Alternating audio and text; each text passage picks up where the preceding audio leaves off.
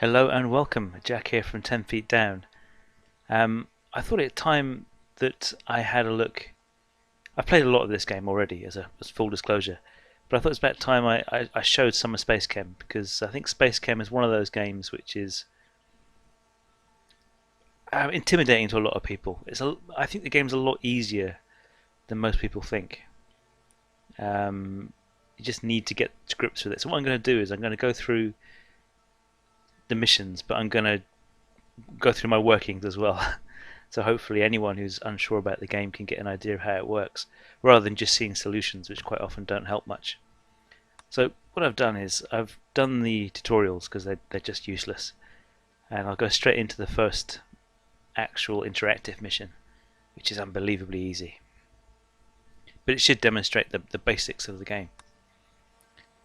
Now, when you first open up the game, so to speak, at post tutorials, you're stuck with this, and you can see here that we've got four. Well, we've got a grid. How many? Is it 10 by 10? Yeah, I think it's 10 by 8. 4 4. Yeah, 4 4. 10 by 8. And you've got alpha, beta. Now, I can't remember what that symbol is. That's omega. What is that symbol? Is that single psi? Let me just quickly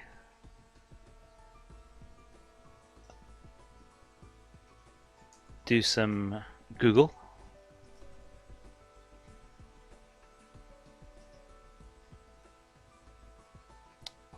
It's the second to last letter in the Greek alphabet, and it is psi. Thank goodness. So yeah, so alpha, beta, omega, and psi. Now these are both outputs and these are both inputs. So these sectors actually mean something. This 4x4 sector here, beta, 4x4 alpha, 4x4 psi, and 4x4 omega. Now, the way it works is you've got to get whatever it says here to output into that section, and whatever it says here to output into that section. So in this case it's AU, which is gold, and in this case it's PT, which is platinum. Now the fact it's actually chemical elements doesn't make any difference whatsoever. It could be anything. It's just the game is just chemistry themed rather than chemistry being a requirement. So no one should fear this game because of the chemistry. Now, in this particular puzzle here, all I've got to do is get the gold from here down to there, and the platinum from here up to there. So, to accomplish this, we've got these two lines here, and this circle here. This circle is called a Waldo in the game, and the Waldo will move around the line at a constant rate. So you can see there the Waldo moving down, and if I use these arrows here, crisscross, you can see that the Waldo, red Waldo, will go round forever. Round it goes. The blue Waldo will obviously stop because it's hit the wall, and round goes the red one. So let's now do the blue one as well. I can change the layers here, so there we go, and I'll cross it directly over. Now the first thing to notice is that the layers can actually exist on the same square, so they're actually they can exist on the same plane. They don't interfere with each other, and the Waldos don't interfere with each other either, so that they should pass through each other here without any kind of interference. So the blue layer and the red layer can overlay each other. Okay, so far so good. And this thing here is like a fast forward, so I can go faster and faster and faster until super speed. There we go. Pause. Stop. We've got a number of symbols down here. The first and most important one is in. So in beta. So basically what in beta will do when the Waldo hits this symbol, an event will fire, and that event will be input whatever is in the beta input grid into the actual board. I'll just demonstrate it. There. So the moment the in was hit, it flashed up and platinum appeared in exactly the same spot on the grid here as here. That's important with the inputs. With the outputs, not so much. Anything anywhere in this section here is a valid output. Even though it says here on the grid, it doesn't actually matter on the output. Okay. And likewise, I'm going to want to do the same with the red in alpha, in beta, in alpha. So that you can now see both have their respective atoms. But of course the Waldo hasn't done anything. The Waldo, well, this will crash now, you'll see. The reason that's crashed is the Waldo's come round for a second try, and it's tried to input another atom on top, and of course it's failed because the existing atom's already there. So what we need is a grab. And you right click on that to get to the grab, and you can see now just the red one's grabbing, and round it goes. And the Waldo now will pick up the atom and will run with it indefinitely. And of course, another reaction error because the Waldo has crashed into the other atom. Now, I want to demonstrate on the blue side as well, so go back to the blue layer and grab. Now this is important here. You can see that although the Waldos and the layers don't interact with each other, the atoms exist on a single plane, so they always collide, even if the blue one and the red one, even if different colours are carrying them basically. So I can't actually, that's my grab there, isn't it? So let's just quickly, so what I'm doing now is I'm pushing the atom out of the way of each other. The atoms out of the way of each other, so they can't possibly collide. So now the blue layer and the red layer are completely and utterly independent. There's no interaction at all. So now as we do this again, we can see now that there's no interaction in the loop whatsoever, between the two layers whatsoever. So finally, all we've got to do is drop off the atom into the respective zone. So here I'm picking up a platinum, I want to drop it into the output here. And as you can see, I'm not actually dropping it off here. It can be anywhere in this 4x4 section. So I'll drop it off, well, I've already dropped it off. Change that to a drop. And likewise with the red, anywhere, well, I say anywhere in this section, but I've only got one intersection here, so drop. So let's do it. Then that's the gold dropped and the platinum dropped. And now you can see that these are in the right places now. Now of course if I just go around again, nothing happens except I pick up another atom. But of course the old atoms are still there. So the final thing to do is to flush the output. That's out psi and out omega. And now you can see that we've got a completely working machine. Boop. Not quite. The one thing I've got wrong is that this guy should be flushing out the blue guy, and this guy should be flushing out, sorry, this guy should be flushing out the omega output, and this guy should be flushing out the psi output. So you just right click and you change it round. There we go.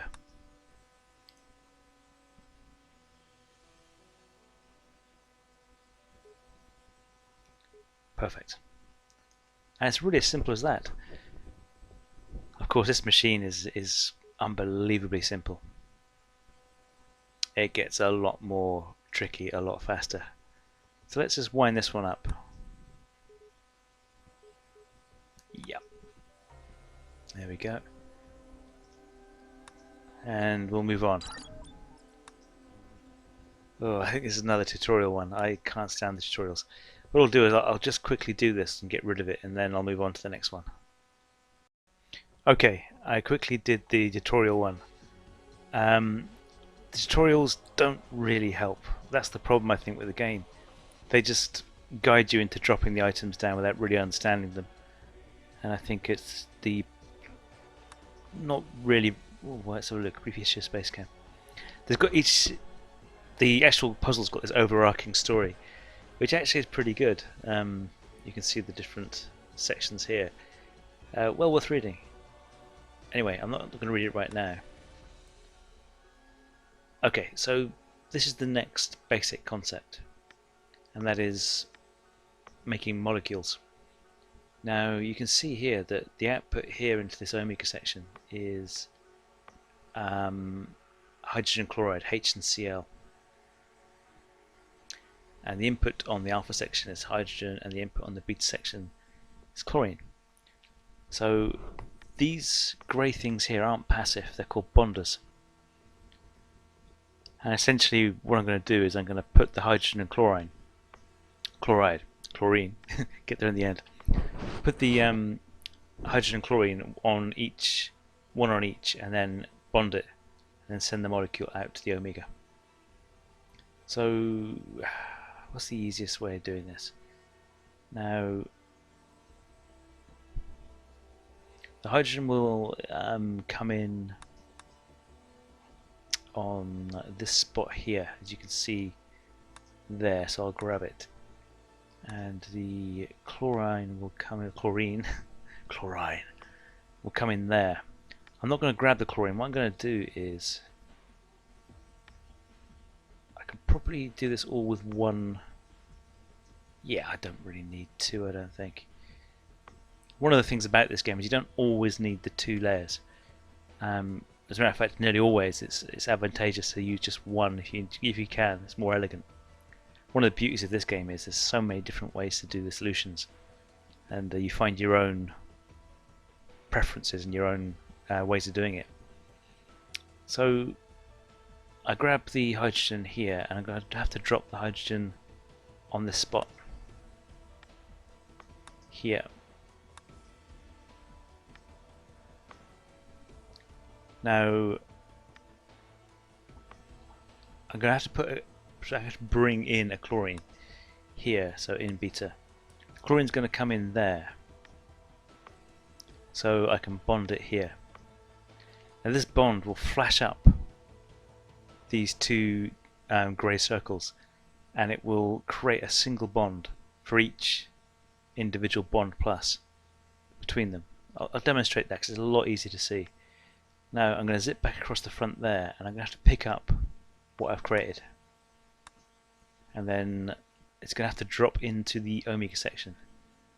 I can drop it anywhere I like. It just so happens I'm dropping it in the same square but not the same orientation. So let's close off the circuit, and we're going to need to flush the omega as well.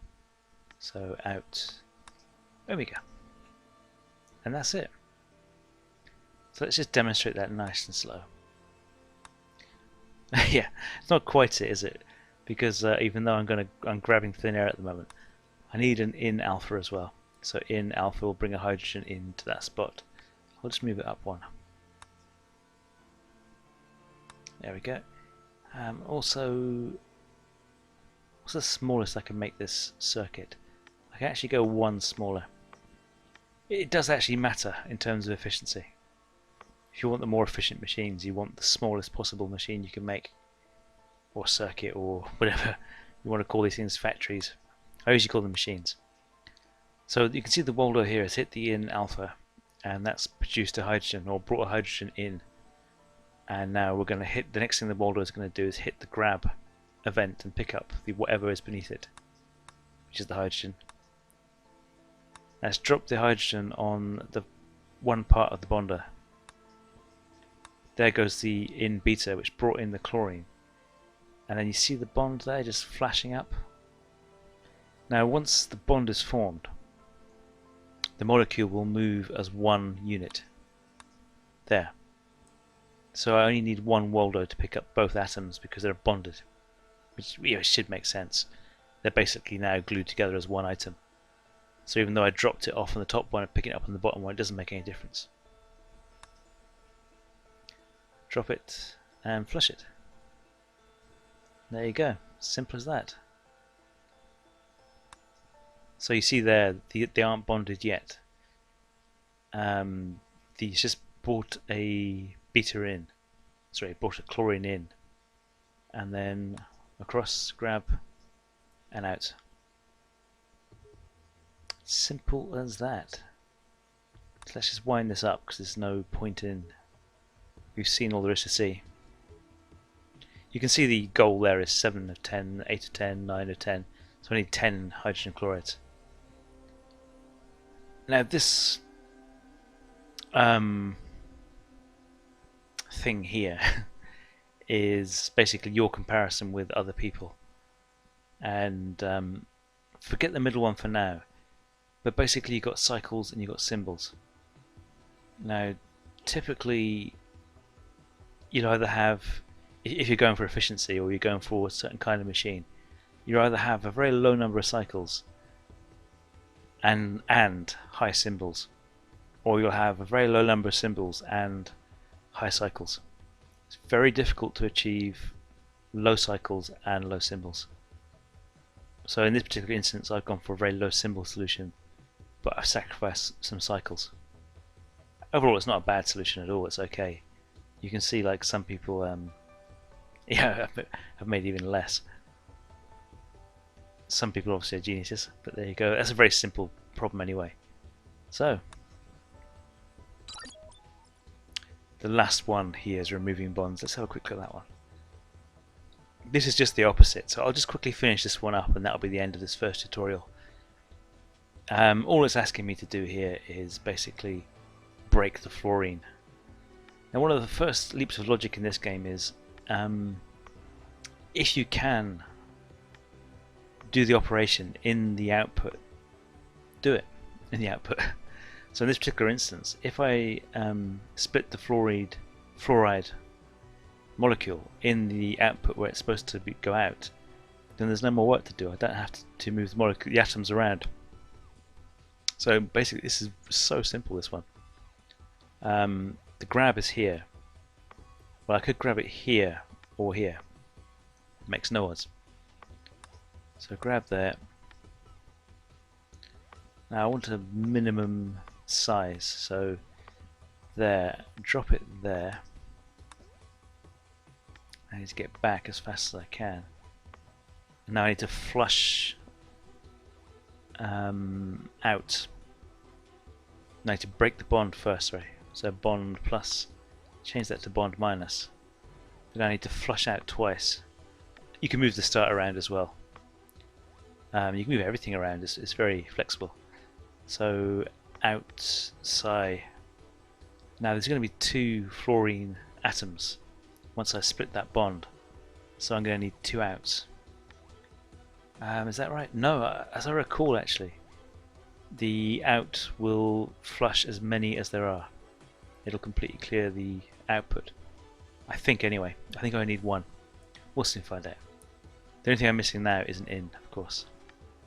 In alpha. This thing is redundant. So let's give it a go. Now I'm grabbing the far end of the atom. I've gone in here, I'm going to grab the far end of this molecule. There it goes. Now drop it here.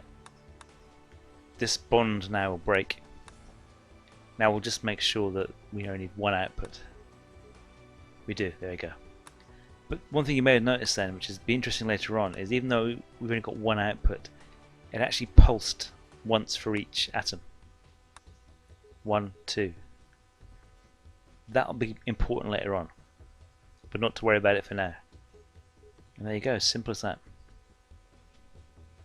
I don't think you can get a much better machine for doing this than that, so I expect that,